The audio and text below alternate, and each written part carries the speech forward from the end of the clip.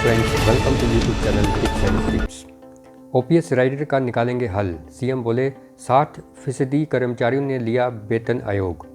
मुख्यमंत्री जयराम ठाकुर ने कहा कि राज्य में 2 लाख से अधिक कर्मचारियों को नया वेतन दिया गया है और इसमें से 60% को अब तक नए पे कमीशन के हिसाब से वेतनमान मिल रहा है।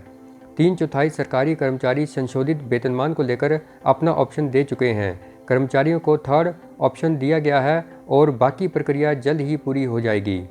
मुख्यमंत्री बजट चर्चा पर जवाब के दौरान विधानसभा के भीतर बोल रहे थे। सीएम ने कहा कि कर्मचारियों को राइडर की डिमांड पर बात की गई है। नए वेतनमान में उच्च वेतन और लाभों की सुरक्षा दी गई है। कर्मचारियों से रिकवरी ना हो, इसका प्रावधान किया गया है। नियमों में भविष्य के लिए राइडर लगाने का प्रावधान नहीं है। पंजाब की तरह 2009 के वेतन नियमों के आधार पर ही वेतन निर्धारण का प्रावधान किया गया है। हालांकि इस बार नियमों में कुछ कॉम्प्लेक्सिटीज़ हैं, लेकिन कर्मचारी संगठनों से आए सभी प्रतिवेदन वित्त विभाग की एक्सपर्ट कमेटी को भेज दिए गए हैं और इनका हल निकाला जाएगा। मुख्यमंत्री ने कहा कि नए वेतनमान और संशोधन पेंशन पर राज्य सरकार लगभग 5,000 करोड़ हर साल अतिरिक्त खर्च करेगी। उन्होंने दावा किया कि पंजाब और हिमाचल के कर्मचारी और पेंशनरों में से हिमाचल के कर्मचारी ज़्यादा खुशकिस्मत हैं, क्योंकि यहाँ डीए पंजाब से ज़्यादा मिला है।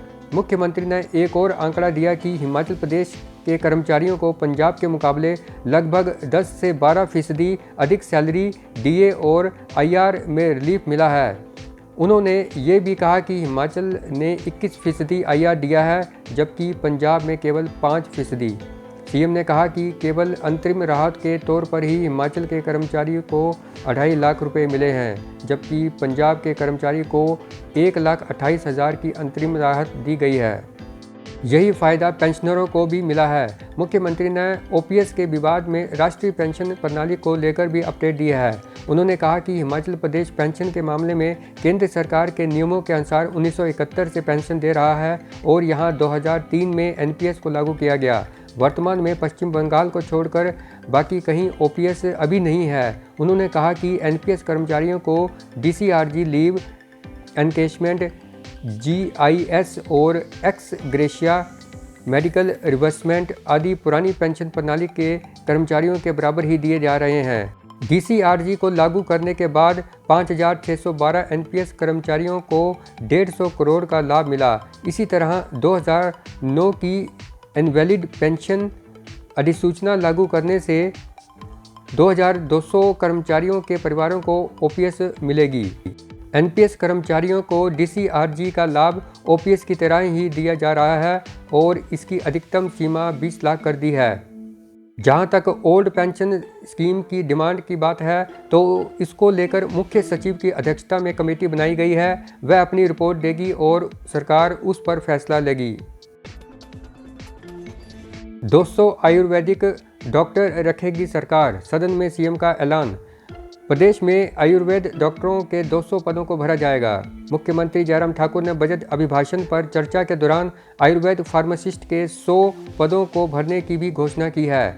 बजट में आयुर्वेद डॉक्टरों के पदों की घोषणा न करने से आयुर्वेद कॉलेज पपरोला के छात्र नाराज थे। वह कह रहे थे कि प्रदेश में आयुर्वेद डॉक्टरों के कई पद खाली हैं। बजट में आयुर्वेद डॉक्टरों के पदों को भरने के लिए भी घोषणा होनी चाहिए थी। इस संदर्भ में मंगलवार को महिला दिवस के अवसर पर छात्रों ने जोगिंदरनगर में आयोजित कार्यक्रम के दौरान उनसे मुलाकात की। सीएम ने दिया आउटसोर्स पॉलिसी बनाने का आश्वासन। हिमाचल प्रदेश आउटसोर्स कर्मचारी यूनियन संबंधित सीटू के बैनर तले प्रदेश के सैकड़ों मजदूरों ने अपनी मांगों को लेकर विधानसभा घेराव किया। इसके बाद यूनियन प्रतिनिधियों ने मुख्यमंत्री को मांग पत्र सौंपा। मुख्यमंत्री ने आश्वासन दिया कि आउटसोर्स कर्मचारियों के लिए शीघ्र ही नीति का रास्ता साफ होगा। खास बात यह है कि इस प्रदर्शन में एम्बुलेंस कर्मचारी भी शामिल हुए। इससे पहले आउटसोर्स कर्मचारियों की रैली 12 बजे पंचायत भवन शिमला से शुरू हुई और बाद में विधानसभा के बाहर पहुंची। यहां पर प्रदर्शनकारी उग्र हो गए और सरकार से आउटसोर्स कर्मचारियों के लिए नीति बनाने, उन्हें रेगुलर करने, 26,000 वेतन देने और सुप्रीम कोर्ट के समान काम करने के समान वेतन के निर्णय को लागू करने की मांग करने लगे। छत्तीसगढ़ में भी लागू होगी ओल्ड पेंशन स्कीम। राजस्थान सरकार द्वारा पुरानी पेंशन स्कीम को लागू किए जाने के बाद छत्तीसगढ़ में भी सरकारी कर्मचारियों को पुरानी पेंशन स्कीम की सौगात मिल गई है। मुख्यमंत्री भूपेश बघेल ने बुधवार को छत्तीसगढ़ विधानसभा में इसकी घोषणा की। सीएम की घोषणा के बाद छत्तीसगढ़ में पुरानी पेंशन लागू होने से 1 जनवरी 2004 के बाद नियुक्त 3 लाख से ज़्यादा सरकारी कर्मचारियों को इसका फायदा होगा। पुरानी पेंशन योजना लागू होने से आने वाले 1 दशक तक राज्य सरकार पर वित्तीय बोझ नहीं आने पड़ेगा। उल्टे 1680 करोड़ रुपए सालाना की बचत होगी। ये वह रकम है जिसे राज्य शासन अंशदायी पेंशन यानी एनपीएस स्कीम में अपने पास से देती है। पूरे पंजाब में धारा 144 लागू। पंजाब में विधानसभा चुनाव के बाद अब गुरुवार को मतगणना होगी।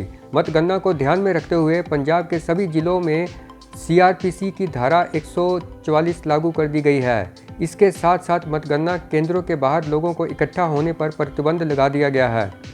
पंजाब के मुख्य चुनाव अधिकारी एस करुणा राजू ने कहा कि मतगणना के लिए सभी आवश्यक प्रबंध कर दिए गए हैं और चुनाव आयोग के निर्देश के अनुसार केवल 2 लोग ही विजेता उम्मीदवार या उसके आधिकारिक प्रतिनिधि के साथ प्रमाण पत्र लेने के लिए मतगणना केंद्र में जा सकते हैं। इसके अलावा विजय जुलूस निकालने पर भी रोक लगा दी गई है।